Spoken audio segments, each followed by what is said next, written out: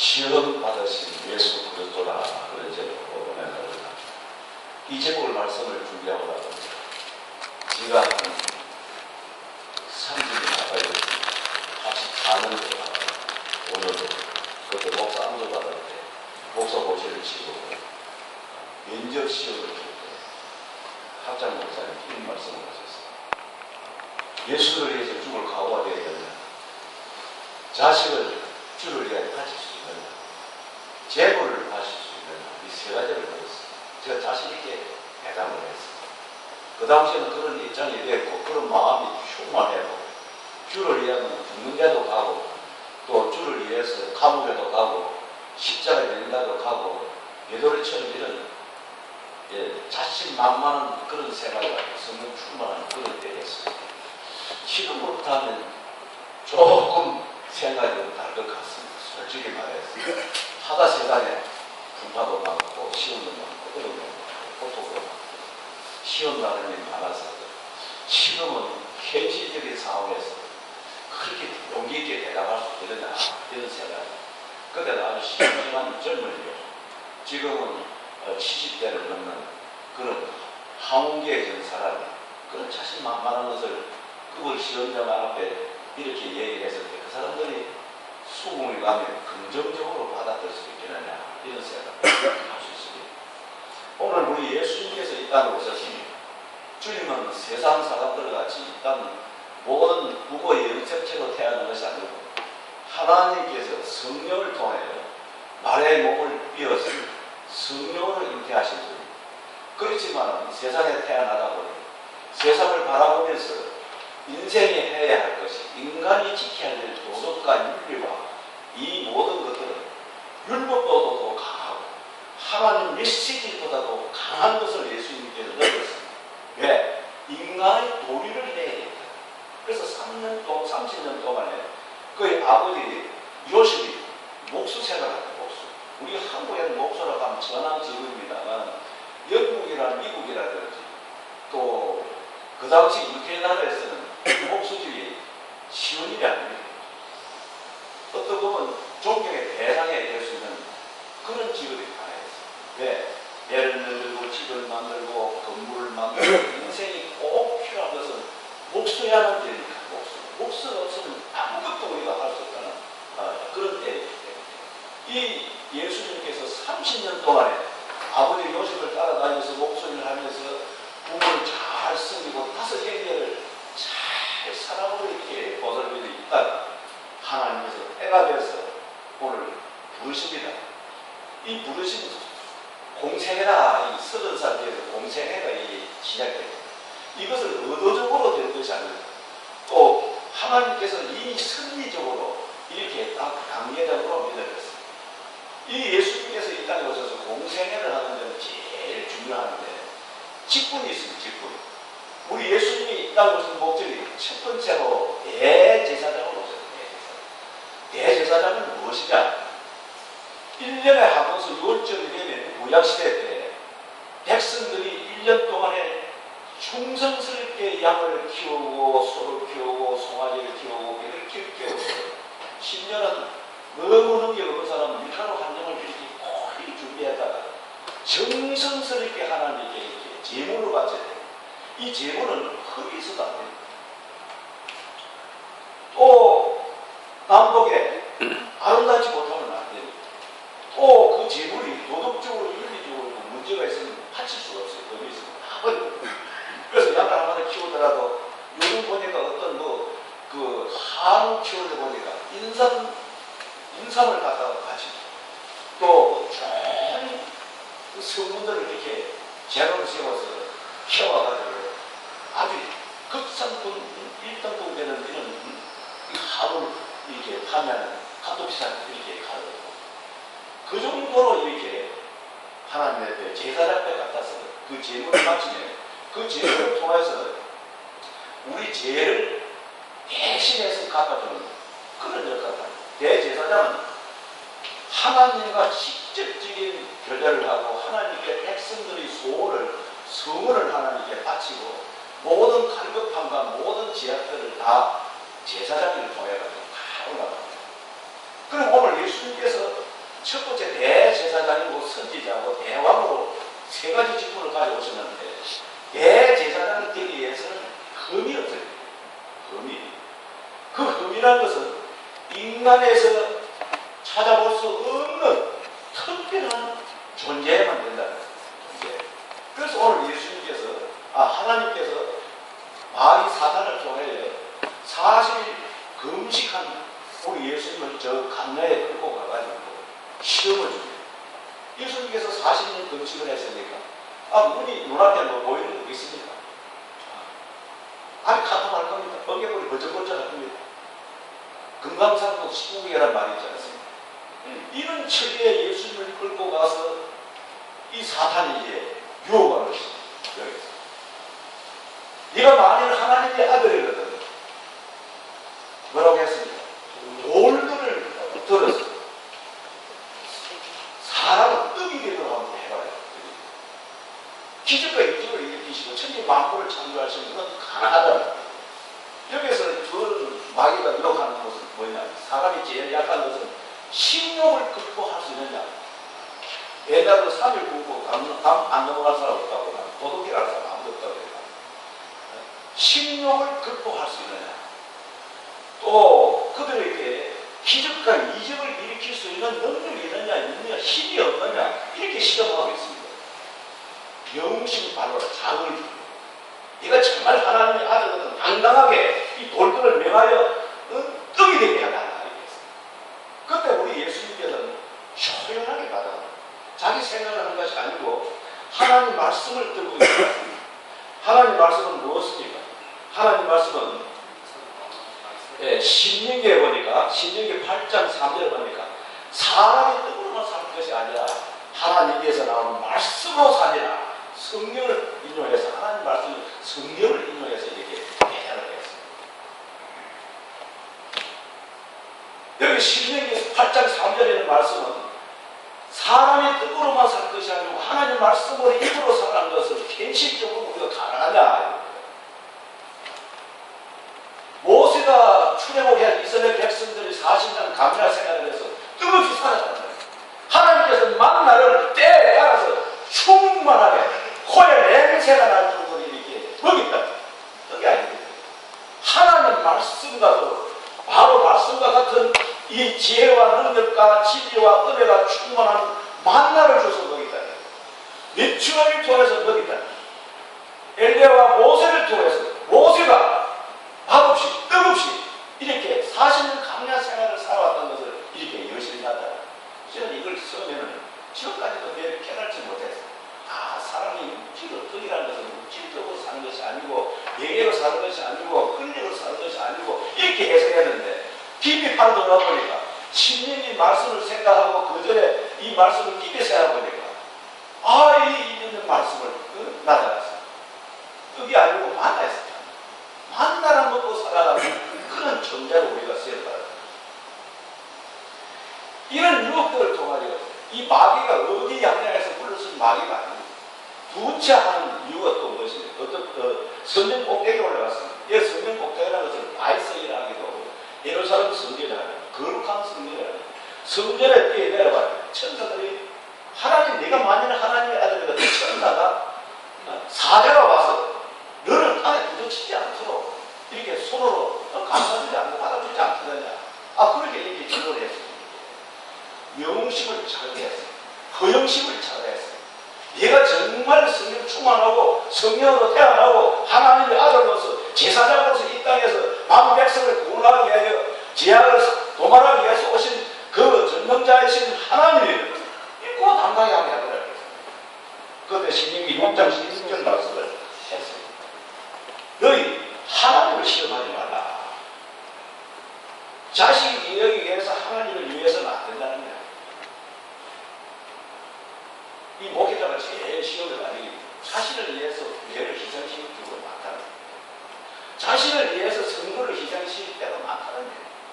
자신을 위해서 하나님 나라를 이렇게 무시할 때가 많다는 거예요. 경고의 말씀도 이 마찬가지예요. 기적과 이적 또 하나님께서 은사를 받았다 하면서 가짜 은사를 역사하는 사람 얼마나 많습니까? 신용하지 않으면서 신용. 방언받지 않아서 갑자기 강은 방언 통제할 줄 모르는 통력, 전쟁도 아니고 이것도 아니고 저것도 아니고 무당도 아니고 그런 사람들이 얼마나 많다. 이건 신성모독이라 신성모독. 예수님께서 그런 것을 넘어가지 않았어요. 하나님 말씀을 당당하게 들고 일어났어요. 신명기 6장 16절의 말씀은 너희 하나님을 시험하지 말라. 이렇게 간단히 말씀했어요. 어떤 산에 올라갔어요. 어떤 산에 올라갔어요. 천하만국을 보여주기 위해서 네가 천하만국을 내게 경배를 하며 우상숭배를 하며 천하만국에는 근성과 능력과 정복과 모든 것을 다 내게 이루네. 이 마귀는 그와 어떤 일을 할 수 없어요. 마귀라는 말은 이 거짓이다. 거짓이 속이는 자예요. 사탄은 속이는 자예요. 홀리는 자예요. 그래서 마귀라는 존재는 인류를 파괴하게 해요. 인류의 적입니다. 하나님에게 적이고 그래서 해방자라고 해요.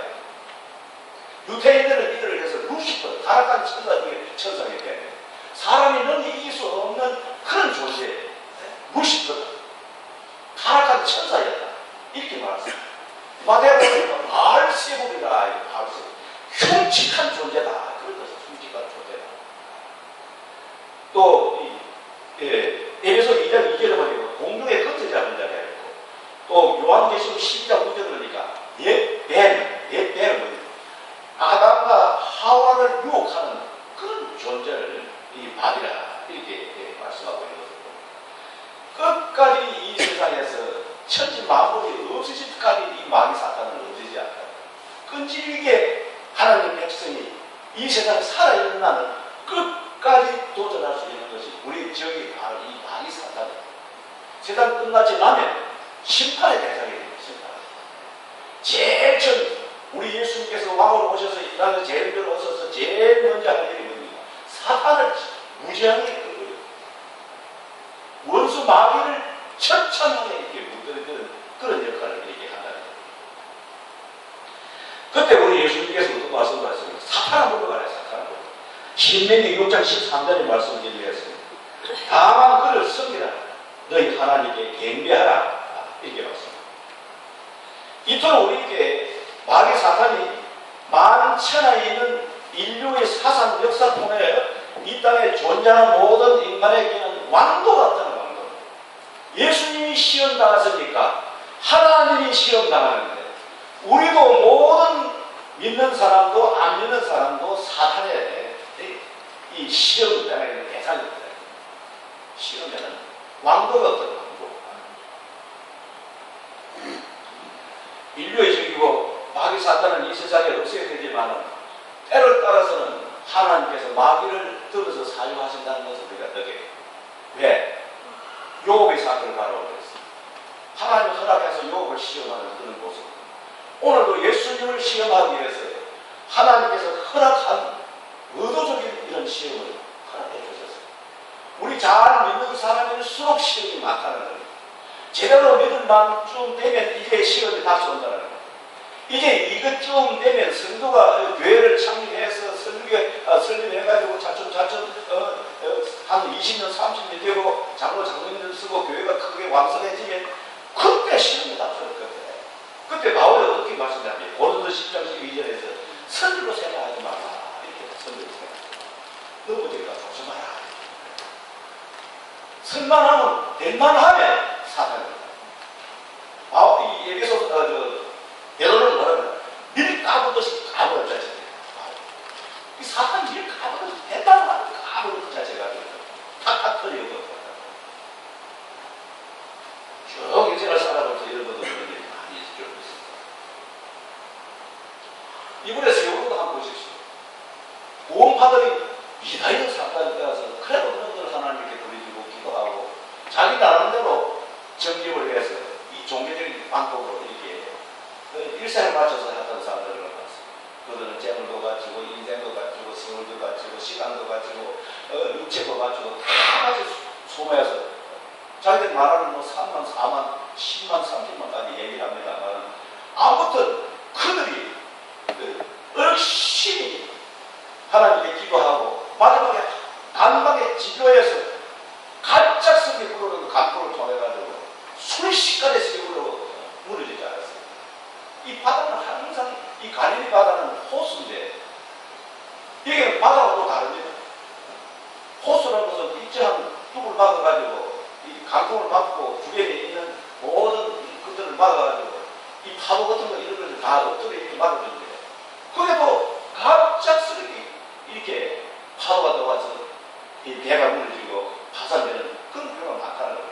그래서 우리 예수님께서 제자들에게 갈릴리를 떠나서 저 가버나움으로 가면서 배 고물에 누워서 주무시고 있을 때 이 강풍이 불어가지고 배가 디비질 정도 됐을 때 제자들이 땅을 치고 통곡을 하면서 기도하고 난리를 짓습니다만 이 잠잠하지 못했어요. 잠시 예수님 가서 예수님 지금 강풍이 불었으니까 가축에 됐으니까 일어나서 이 어떻게 좀 해달라 했어요. 그때 우리 예수님께서 일어나셨어요. 바다에 잠잠하래. 바다도 피조물이래요. 이 땅에 있는 사물 모두 하나님 복종하게 되어 있다는 것을 우리가 잘 알고 있어요. 그걸 바다가 조용해. 그래서 제자들과 옆에 있는 사람들이 저분이 도대체 어떤 사람이에요? 바다를 지금 명예해서 바다가 지금 조용해졌는데 이 사람님이 가능한 게 있었어요. 메시아가 아니면 이와 같은 일을 할 수 없다는 것을 우리에게 잘 보여주는 존재예요. 세월호가 엄청난 한국을 뒤집어 놨어요. 시간도 끝이 없어요. 그들의 존재가 얼마나 이양하고 별의별 짓을 정치적으로 모적으로 이렇게 사물적으로 이렇게 했습니다만 결국 하나님께서 그들의 소유대로 그들의 생각대로 끝나가고 갔습니다. 자꾸 이제 문제가 도발되고 시험이 닥쳐오고 어려움이 닥쳐와서 이들의 존재가 아주 미비한 거예요. 처음에는 우리 한국 사람들이 세계에서 제일 인정받는 사람들이 인정받는 사람. 외국에 가면 외국은 우리 인생들 살아가면서도 좀 선진국이라 하면 어느 선진국 마찬가지입니다. 16살까지는 부모들의 자식들을 보육을 시키고 훈련을 시키고 밥을 먹이고 옷을 입히고 장례를 걱정하고 합니다만 성명이 되면 19살, 20살쯤 되면 옷 한 번 안 사거든요. 작비 한 번 안 합니다. 자신이 자동차로 해서 태어날 때도 이들이 태어나면 한국 사람들은 어머니가 자식들을 이렇게 품 안에서 키우면 저들 먹이고 보살피고 잘 때도 언제든지 자기 소나기에서 이 자라. 우리 그 친구 한 사람 초등학교 동기생인데 자기 어머니가 45살 50살 크게 태어나. 이 초등학교 될 때 어머니 저들 못 태웠어. 저들. 그래서 우리가 매일 주일에 나서 손같이 엄마 저 전부 저 떼워라 저 떼워라 가까이 놀러오고 저 전부 하면 깜짝 놀라고 이 부모가 이렇게 헤쳐서 이렇게 쳐다만 하나 문을 열고 아무도 안 그런 사람을 키웠기 때문에 태어나기 때문에 이렇게 정성스럽게 해야 돼. 그 외국 사람들 영국 사람들은 구라파라든 서울대를 성리국이라 어떡합니까? 태어나냐 말다 침대에 입혀서 부모 이게 가슴에 이게 없는데 저들 이렇게 키우고 부모 저들 이기고 잠잘 때는 언제든 뿌리죠. 독립정신을 익혀 독립정신. 하나의 인격체를 익혀야 돼. 공부하는 거 훈련하는 것도 모든 거 다 키워야 돼. 재벌에서 혼자 소녀들고 나이가 16, 19살쯤 되면 독립정신을 가지고 알바를 한다든지 뭘 하다든지 다 할아버지, 할머니, 아버지, 어머니 손을 벌리지 않습니다. 그래서 어떤 자녀들은 부모에게 내가 결혼을 시키달라. 결혼 우리 한국처럼 뭐 몇천만 원, 몇억 들여서 저런 건 아니야. 뭐 이거 교회당에 가면 공짜에 목사님께서 부담하면 줄에 서주고 하객들을 쳐간 사람 몇 사람 오고 그거 끝이야. 당연히 그렇게 우리나라는 못 살아서 그런지 마치 가문을 자랑하기 위해서 그런지 한갑배나 이 결혼식 같은 거 얼마나 참 대세를 가지고 전부를 빈대를 하면서 이렇게 쫄딱 망하면서 이거 얼마나 이렇게 자란 사람 용신해서 이렇게 하는 거예요. 자칫 문화도 이렇게 아주 문화가 배하고 있습니다만 이런 문화가 빨리 없어지고 실속 위주로 현실감이 있는 실용사회가 빨리 와야 돼. 실용사회. 그렇지 못할 경우에 이 나라가 지탱하기 힘든다는 걸 이렇게 잘 보여주는 사건을 우리가 볼 수 있습니다. 예수님께서 시험당한 이유가 하나님께서 허락을 하시는데 제사장, 대제사장의 직분을 잘 감당하기 위해서 자기 자신이 시험에 이기고 거룩한 하나님으로서 왕으로서 이렇게 합격받은 그런 사건을 우리가 볼 수 있습니다. 그리고 시험에는 모든 사람에게는 왕도가 없다. 또 시험에는 시시각각 때때로 언제 돌발적으로 일어날지 모르겠다는 거예요. 그래서 항상 우리는 명심하고 살아가면서 우리에게 교훈을 주는 그런 사건을 우리가 볼 수 있습니다. 두 번째 보니까 예수님의 시험은 아픔과 고통을 나누는 목표를 가지고 있습니다. 이 세상에는 항상 아픔이 있습니다. 고통이 있고 괴로움이 있고 슬픔이 있고 누구 한 사람도 큰 소리 깎아치고 전혀 많은 사람을 자랑하는 사람들이 있습니다. 돈 많은 사람은 돈 많은 사람은 이렇게 고민이 많습니다. 권력 있는 사람은 권력 있는 대로 권력을 보존하기 위해서 더 죄를 짓고 드라마 같은 데 보면 도대체 저렇게까지 할 수 있느냐. 잔인하다. 인간이 잔인하다는 것을 우리가 잘 보고 있습니다. 그는 권력을 자기보다 우선하여서 이걸 붙들고 손에 붙들고 예수를 붙들어야 되는데 하늘나라를 붙들어야 되는데 권력을 손에 붙들고 놔주지 않으니까 이걸 보존하기 위해서 수단 방법을 가지 않는다는 거예요. 얘는 뭐 죽음을 불사하고 살인을 불사하고 사람을 넘어뜨리고 사람을 공격에 따르는 이거는 뭐 당연한 거라고 생각해요. 그러면 우리 예수님께서는 여기서 시험을 당하면서 온 백성들이 시험을 당해도 우리가 예수님께서 항상 손을 붙들고 있으면 시험에서 이길 수 있다는 것을 가능하다는 것을 우리가 잘 보는 그런 사람이에요. 시험도 공존한다는 거예요. 합법적으로 합의적으로 해야 돼요. 어떤 선교사님이 사막지대에 가서 성경하는 문안마을도 안 나오고 지쳐가지고 쓰러져서 하나님 앞에 기도를 열심히 해요. 그래서 정신을 차려가지고 기도 중에 이런 환상이 있거든요.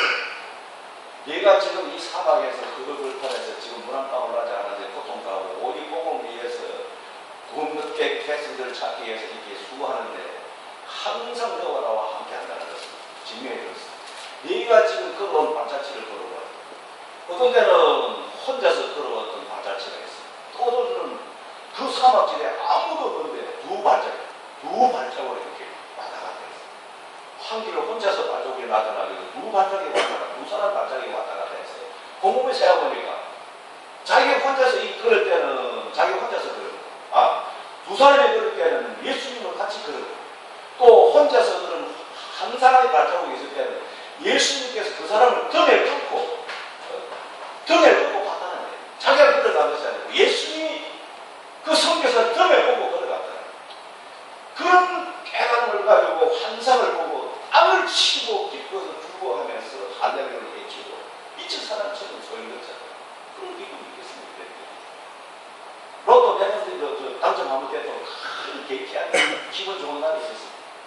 우리가 예수님께 인정받고 예수님께 사랑받고 예수님께서 칭찬받고 예수님께서 우리를 이렇게 선배해 주시는 것 얼마나 기쁩니다. 우리 뭐 부산 시장에서 만날 때 자기를 인정하고 이름도 기억하고 목사님 존경합니다. 참 기쁩니다. 대통령이 불러서 목사님 존경합니다. 내 참 대통령으로 당신같이 존경하는 사람 처음 봤습니다. 이야, 나는 마음 기쁘겠습니다.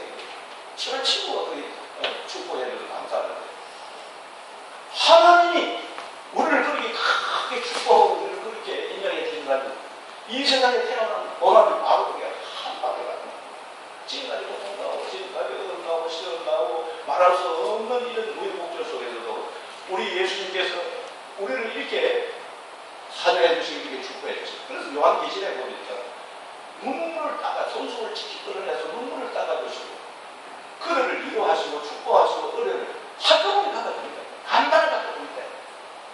그리고 너는 이제 정령퇴직을 하고 하나님께서 예수님께서 만드는 그 집을 들어가서 그 유리관이라든지 실복석, 팔복석 이런 집을 말하는 그 예수님께서 말하는 집에서 찬송하고 사냐고 하나님과 교제하며 살도록 우리에게 허락해 주셨다.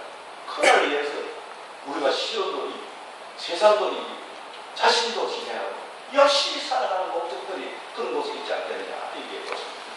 세 번째 보니까 흠없는 어린 양으로 들기 위해서 예수님께서 이와 같은 일을 해서 3대 사회를 낙선해서 대제사장으로서 의미 없는 대제사장이 되었다. 두 번째로서 선지자로서 대제사장으로 합격해야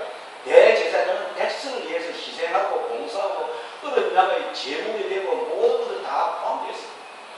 이것을 합격해야 선지자 역할을, 대선지자 역할을 할 수 있습니다. 우리 하나님께서 영감을 주시고 성령을 주셔서 선지자는 미래에 닥쳐올 미래 예비를 미리 선포하는 것이 아닙니까? 하나님 비밀을 미리 선포하는 게거든요. 그 대제사장의 성분 합격을 해야만 대선지자 역할을 할 수 있도록 하나님께 따라가신다. 대선지자 역할을 하면 대왕으로서 이렇게 불림을 받습니다. 이 교회 큰 교회를 제가 딱 들어보니까 목사님들이 사랑의 교회라고 우리 합동 쪽에 존경받는 지금 현대의 교회, 한국 교회에서 제일 여러 가지 주목받은 교회인데 옥한 목사님이 첫번 쳐놓고 열심히 가르치고 또 성교 훈련시키고 또 이 성경 공부시키고 이렇게 교회가 훌륭하게 컸어요. 자기가 희생을 해서 하니까 존경을 받고 교회가 큰 몇만 명, 10만 명 이상 되니까 이제 자연스럽게 왕이 아니지만 왕처럼 이렇게 살아요. 그 사람 말 한마디에 모든 일부 희수적이 착착착착 지내야 돼요. 군대에서 그런 말을 안 되는 것처럼 교회에서 말 한마디 딱 보사님 떨어지면 일사천리로 딱 수긍하게 돼요. 왕이 아니면 누가 그러냐. 군대에서 살인하니 했다 그대로 되겠어요. 이 거짓말을 들어드리고 빠져나가고 교회에서 목사님 명령이 딱 한 번 하면 일사천리로 움직여야 돼요. 그 왕이 아니면 그와 같은 얘기를 할 수 있어요. 이분이 대제사장으로서 그 역할을 잘 했더니 선지자의 역할을 담당하게 하시고 선지자 역할을 잘 했더니 왕으로 했어요. 하나님께서 인도하고 하나님의 역사를 하나님께 축복하는 그런 모습을 볼 수 있습니다. 세례요한이 예수님께서 나타났을 때 오라 하나님의 뜻이 아니라 질문을 오셨다. 십자가를 지시고 백성의 죄를 담당하시고 도만하시고 구원자를 땅에 오셨다.